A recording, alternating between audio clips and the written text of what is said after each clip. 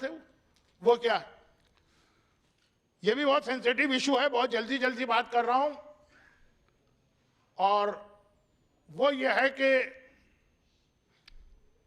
مولا ممبر پہ بیٹھے خطبہ دے اور رونے لگے، خطبہ دیتے خطبے کا سبجیکٹ ہی کچھ اور ہے، اور رونے لگے، آنکھوں میں آنسو آ گئے۔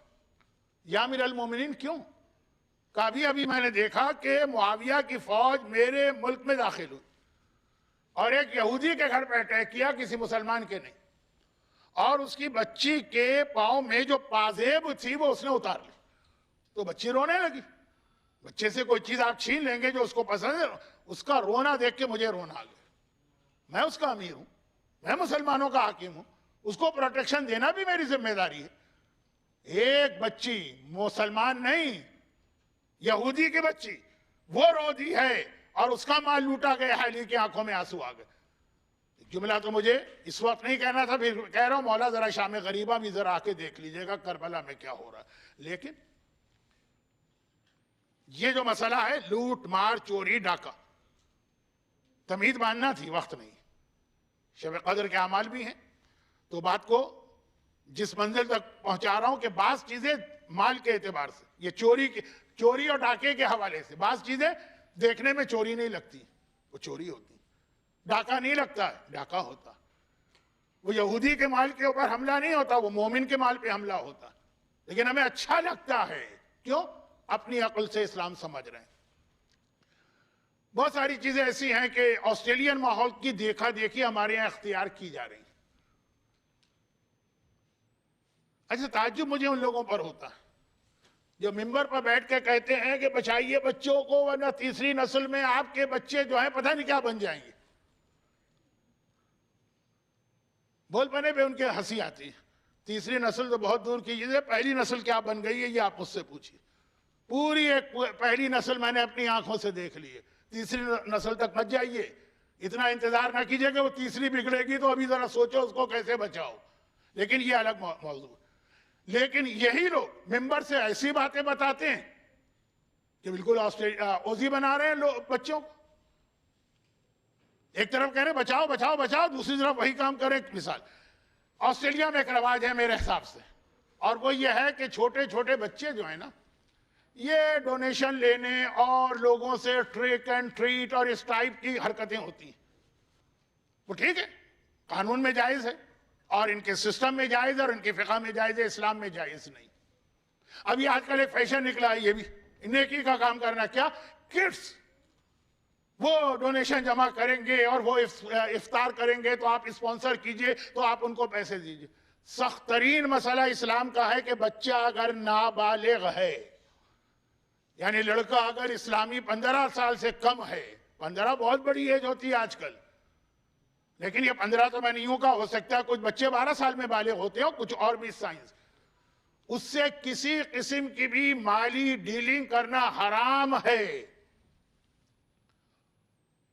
ایک اسلام میں ایک مسئلہ ہے جو آسٹریلین لاء میں بھی ہے، بینکرپسی فائل کرنے کا۔ کچھ لوگ ایسے ہیں جن کے لیے اپنا مال ہاتھ لگانا حرام، جس میں وہ ہے جس نے بینکرپسی فائل کی ہو۔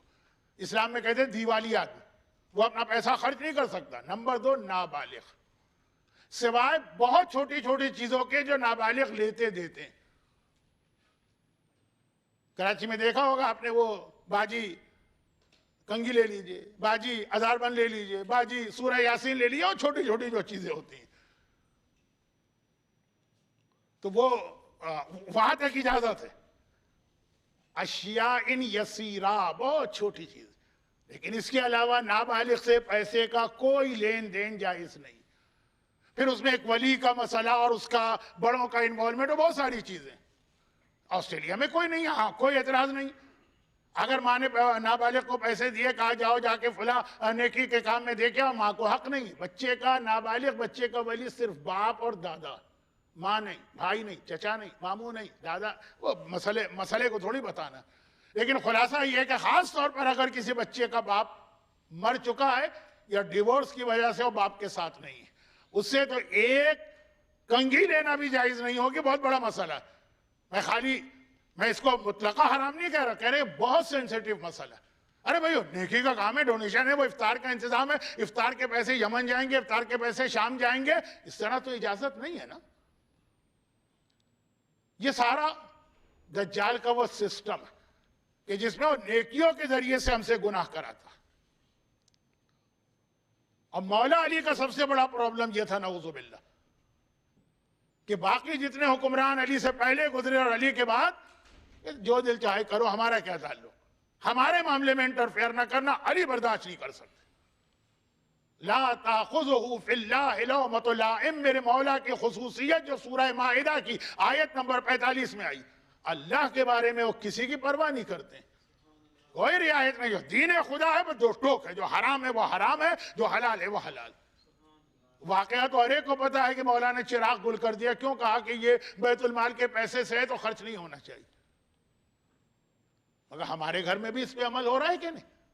اگر نابالغ کے پیسے سے وہ چراغ بھی گل ہوگا۔ اب یہ ایک سسٹم یہاں شروع ہوا ہے تو میں نے کہا ابھی میں بتا دوں، مجھے پتا ہے میری باتیں کون سنے گا۔ ایک بڈھا آدمی دماغ کھسکا ہوا پتہ نہیں کس دنیا میں رہ رہا ہے، 21ویں صدی کے میلبورن میں یہ چیزیں کو تھوڑی چلیں گی، یہی آپ کہیں گے نا، یہی میں سننا بھی چاہ رہا ہوں۔ اس کا مطلب یہ ہے کہ میرا میسج آپ تک پہنچ گیا اگر آپ کا یہ کامنٹ آیا۔ لیکن مولا دین خدا کے بارے میں کسی کی پرواہ نہیں کی، جس کی وجہ سے جو لوگ کل نہج البلاغہ کا خطبہ نمبر 15 پڑھ لیجئے گا، موقع ملا تو کل پڑھوں گا، لیکن موقع ملے گا نہیں کیونکہ ابھی دجال باقی، اور مولا نے جو دجال کی پہچان بتائی۔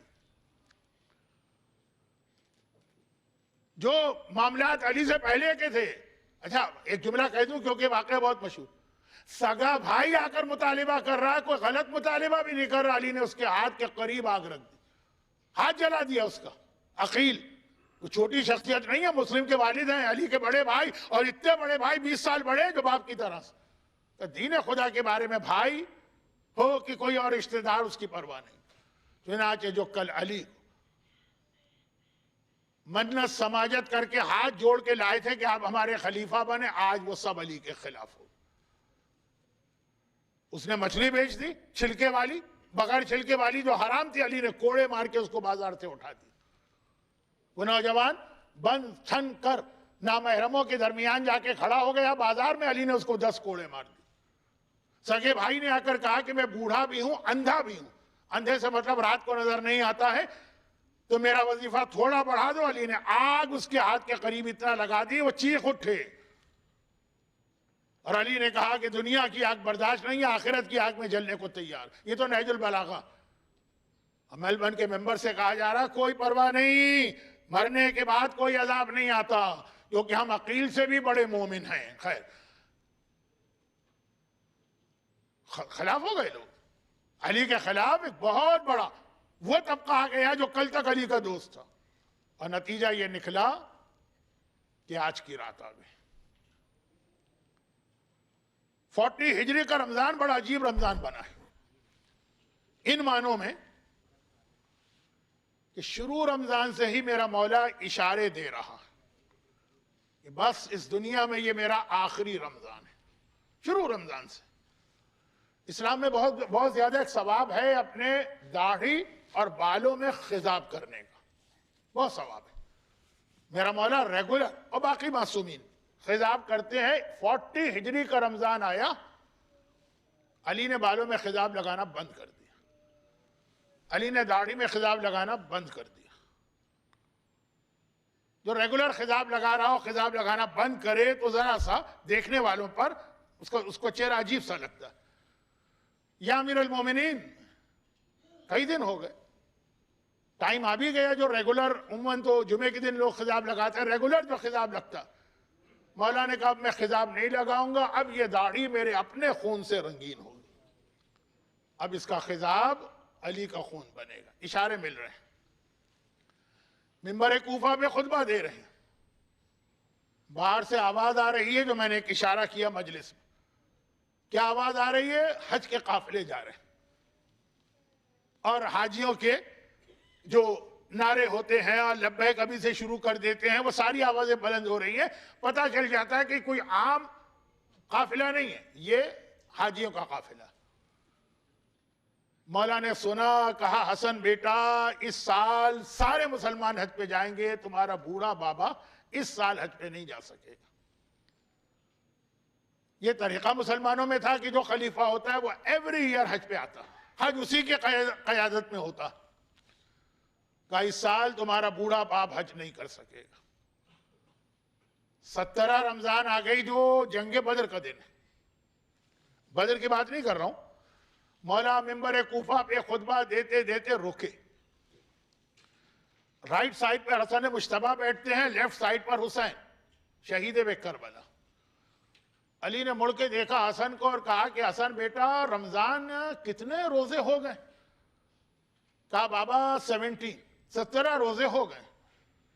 حسین کو دیکھا, بیٹا کتنے دن باقی ہیں؟ کہا بابا 12 دن تو باقی ہیں. 29 تو کنفرم ہے, اب 30th ہو گیا, کہا 12 باقی ہیں. کہا لیکن یہ 12 تمہارے لیے باقی ہے, تمہارا بوڑھا بابا یہ 12 دن نہیں دیکھ سکے گا. مسلسل اس رمضان میں جو 40 ہجری کا رمضان, مختلف حوالوں سے میرا مولا یہ پیغام دے رہا ہے کہ اپنے امام کو الوداع کہنے کی تیاری کرو. مگر ایک اصول دیا جو آقا حسن نے جودہ کے لیے دیا. 15 رمضان کی جشن کی تقریر میں یہ بات نامکمل رہ گئی تھی, یہ کل مکمل ہوگی, کل, آج نہیں. دجال کا یہ بھی ایک بہت اہم ایک پہچان ہے, سائن. لیکن مولا علی کا واقعہ اور آقا حسن کا واقعہ, مولا علی کا واقعات سن لیجئے, آقا حسن کا کل سنیے گا, اور اس کے بعد پھر دجال کی پہچان شروع ہوگی. وہ کیا ہے کہ مولا بازار کوفہ میں بیٹھے ایک دکان پہ, موسٹ پروبیبلی میسم تمار کی دکان پہ بیٹھے ہوں گے, کیونکہ علی کے بازار میں زیادہ تر بیٹھک میسم کی کھجور والی دکان ہوتی ہے. سامنے سے ابن ملجم گزرا.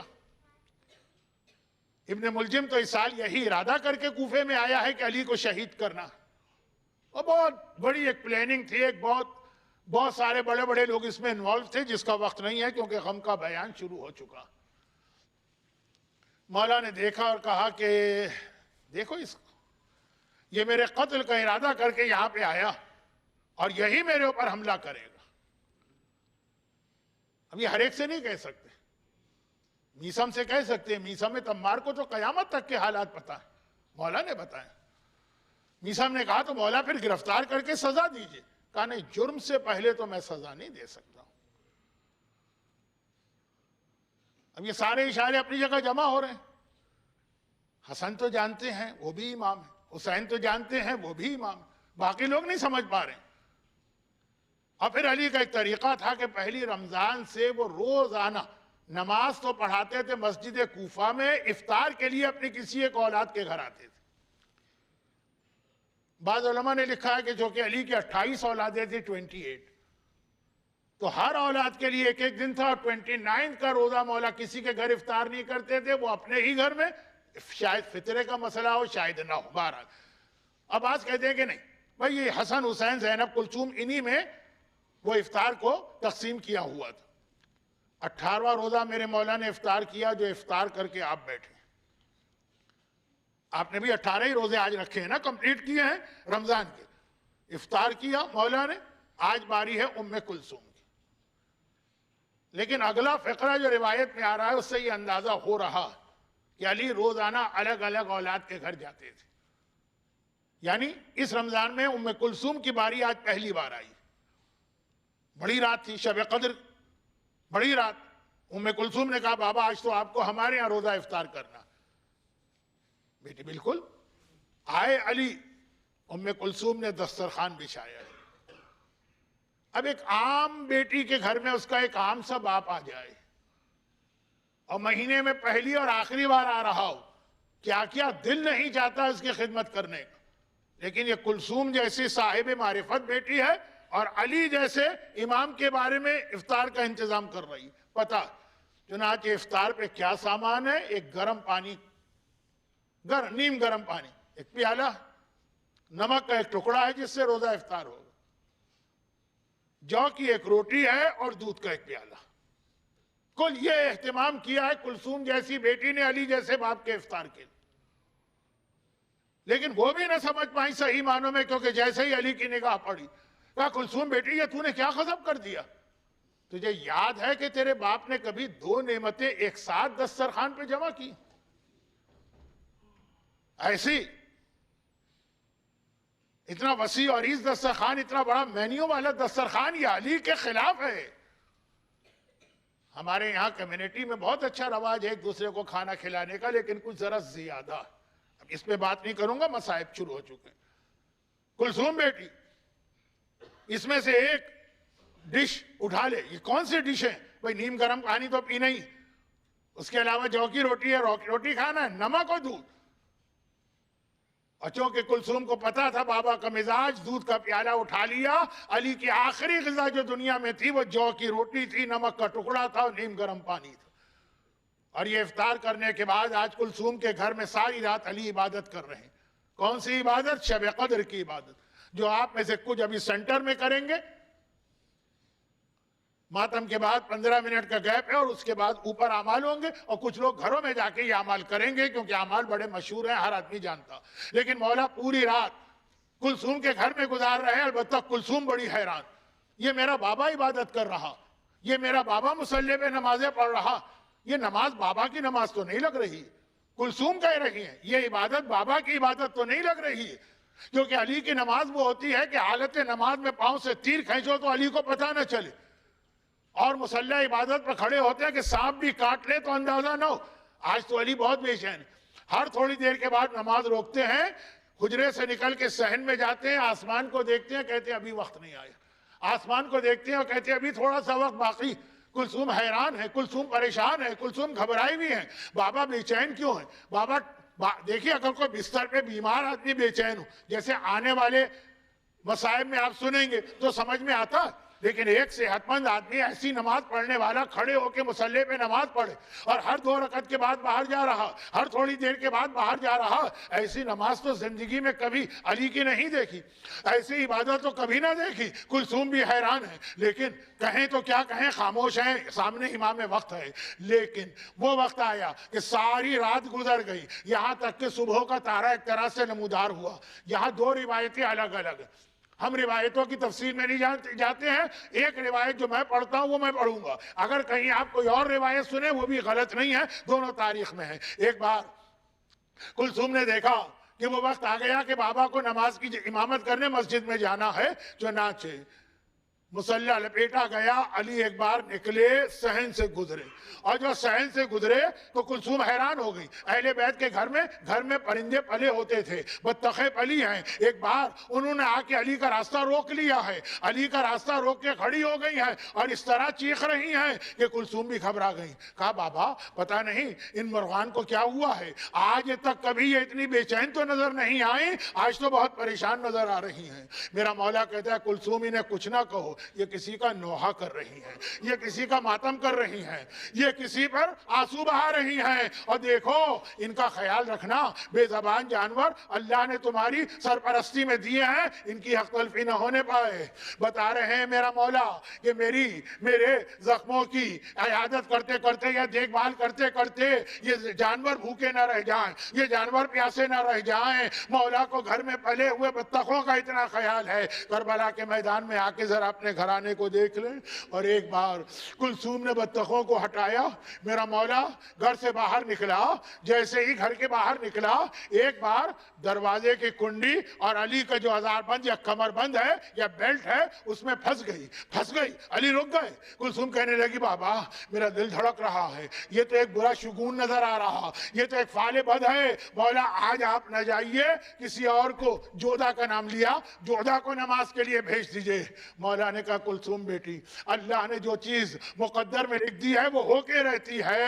ادھر بطخوں نے کہا یا امیر المومنین ہمیں یتیم نہ کریں، ادھر دروازے نے کہا یا امیر المومنین آپ کی شہادت ہمارے لیے بھی سب سے بڑا غم ہوگا۔ لیکن میرا مولا مسجد میں داخل ہوا۔ بات مختصر کرتا ہوں، وہ مسجد کوفہ جس کی آپ نے پچھلے چند سالوں میں بار بار زیارت کی ہے، میرا مولا گیا، دیکھا کہ سب پڑے سو رہے ہیں، کچھ لوگ مصروف عبادت بھی ہیں لیکن کچھ لوگ پڑے سو رہے ہیں کہ اتنے میں میرے مولا کی نگاہ ابن ملجم پر پڑی جو الٹا لیٹا ہوا ہے۔ علی قریب گئے، ایک مرتبہ شانہ ہلایا اور کہا بیدار ہو جا، نماز صبح کا وقت آ گیا ہے، تیاری کر جس کام کے لیے آیا ہے۔ بظاہر جملہ کیا ہے؟ مسجد میں آدمی کس کام کے لیے آتا ہے؟ نماز کے لیے نا، تیاری کر. لیکن علی پیغام بھی دے رہے ہیں، یہ کہہ کے اس کو بیدار کیا. اللہ، جو علی اپنے قاتل کو بھی نماز قضا کرتے نہیں دیکھ سکتا ہے اور اسے بھی بیدار کر کے نماز پڑھا رہا، جب وہ اپنے کسی شیعہ کو نماز صبح قضا کرتے دیکھتا ہوگا، اس علی کے دل پہ کیا قیامت گزرتی ہوگی. بات کو اور مختصر کروں، نماز شروع ہوئی. دو روایتیں، ایک یہی ہے کہ مولا نماز شب پڑھ رہے تھے، اور ایک ہے کہ نہیں نماز صبح شروع ہو گئی، میرا مولا نماز پڑھا رہا ہے. ابن ملجم مولا کے بالکل پیچھے کھڑا ہے. ایک بار پہلی رکعت دوسرے سجدے میں گئے، علی نے کہا سبحان ربی الاعلی و بحمدہ، اور ابن ملجم نے کرتے سے تلوار نکالی اور زینب کے بابا کے سر پہ تلوار اس طرح ماری کہ خندق کی لڑائی میں عمر ابن عبدود کا جو وار تھا، ٹھیک اسی جگہ پہ جا کے یہ تلوار لگی، اور تلوار زہر میں بجھی ہوئی ہے. اللہ، جتنے بھی امام معصوم ہیں وہ یا تو تلوار کی سختی سے مارے گئے ہیں یا زہر کی تلخی سے مارے گئے ہیں، لیکن یہ تمام ائمہ کا باپ ابو الائمہ ہے نا. علی نے دونوں امتحان دیے، تلوار کی سختی بھی برداشت کی ہے اور جو تلوار پہ زہر لگا ہے اس زہر کی تلخی بھی برداشت کی ہے. مگر بسم اللہ و باللہ وعلی ملت رسول اللہ فزت برب الکعبہ کہا، اور کہا حسن بیٹا نماز مکمل کر دے. حسن باپ کے پیچھے سے آگے بڑھے، نماز مکمل کرائی. یہ عجیب نماز ہے کہ بیٹا باپ کو پہلو میں تڑپتے دیکھ رہا، کبھی کہہ رہا سبحان ربی العظیم، کبھی کہہ رہا سبحان ربی الاعلی، اور ادھر نماز ختم ہوئی. دونوں بیٹے تڑپ کے آگے بڑھے، باپ کو دیکھا گلیم، ایک قسم کا کمل منگوایا گیا، مولا کو کمل میں لپیٹا گیا، اور ایک بار علی کو لے کے چلے. ابھی تو فجر کی نماز کا شروع کا وقت ہے نا، اندھیرا چھایا ہوا ہے. دونوں بچے، دونوں بیٹے علی کو لے کے چلے. ادھر گھر میں زینب و کلثوم نماز پڑھ رہی ہیں، وہ گھر میں اپنی نمازیں پڑھ رہی ہیں. ایک بار گھبرا کے زینب مصلی سے کھڑی ہوئی اور کلثوم سے کہا کلثوم بہن دیکھا نہیں زمین کوفہ میں زلزلہ آ رہا ہے، آندھیاں چلنے لگی ہیں، ارے ابھی مجھے جبرائیل کے رونے کی آواز آ رہی ہے. یہ ساری وہ نشانیاں ہیں نا جو نانا رسول خدا کی وفات کے وقت تھی، جو اماں فاطمہ کی شہادت کے وقت تھی. بابا مسجد میں گیا ہے، ارے خدا خیر کرے کوئی ہے بابا کی خبر لانے والا، یہ زمین کوفہ میں زلزلہ کیوں ہے، یہ آندھیاں کیوں چل رہی، یہ جبرائیل کا نوحم فضا میں کیوں گونج رہا. اور ایک بار گھبرا کے دونوں بیٹیاں دروازے پہ آ گئی، باہر نکل سکتی ہے، دروازہ تھوڑا سا کھولا اور دیکھ رہی ہیں ارے کوئی ہے بابا کی خبر لانے والا. اور ایک بار دیکھا حسن و حسین علی کو آ رہے ہیں. جب اتنے قریب آئے کہ بیٹیوں کی نگاہ علی کے چہرے پہ پڑنے لگی، گھبرا گئی. زینب نے کلثوم کو گلے سے لگایا، کہا کلثوم بہن دیکھو بابا کا چہرہ کتنا زرد پڑ گیا ہے، ہائے میرا بابا مجھے لگ رہا ہے دنیا سے جانے والا ہے. بیٹیاں ایک دوسرے کے گلے لگی، رونا شروع کیا، اور ادھر علی غشی کے عالم میں ہیں، غشی کے عالم میں ہیں. زینب کے رونے کی آواز سنی، آنکھیں کھولی اور کہا حسن بیٹا یہ ہمارے ساتھ کون لوگ آ رہے ہیں؟ کہا بابا یہ آپ کے شیعہ ہیں، آپ کی خیریت دریافت کرنے آ رہے ہیں، یہ آپ کی حالت دیکھ کے پریشان ہیں. کہا حسن بیٹا ہر ایک کو تسلی، ہر ایک کو شکریہ ادا کرو اور ان سے کہو کہ تمہارا امام تم سے چاہتا ہے یہیں سے واپس چلے جاؤ.